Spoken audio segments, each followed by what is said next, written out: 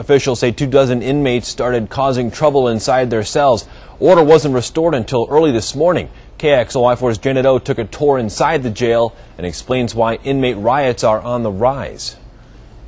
The latest riot comes with a bad stench. The dewy carpet is still drying this afternoon, though most of the water is now sucked out. The inmate here on 6th West, otherwise known as a maximum security wing, stuffed a shirt down the toilet in his cell. It caused water to flood down to the 5th floor.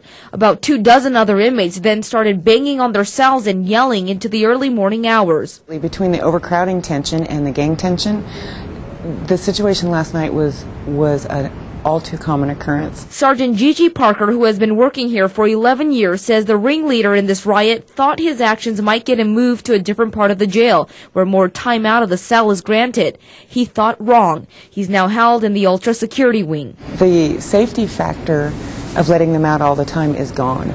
The jail dynamics has changed a lot. About a decade ago, inmates were allowed to roam here in the day room and go to the rec court, but now they're kept inside their cells for most of the day.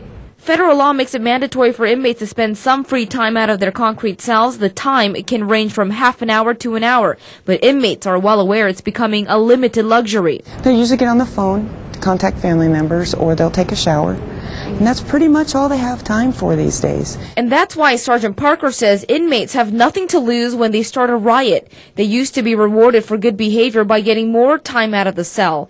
All this makes it tougher on jail staff, who are expecting the number of inmates to increase this summer to nearly 700.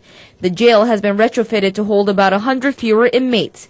It's no secret the sheriff and jail staff are now pushing for voters to support the building of a new facility. We are in desperate need of a new jail. This morning my jail count was 630, and I had a note from my classification unit. I have no more room for females, no more room for minimum security inmates.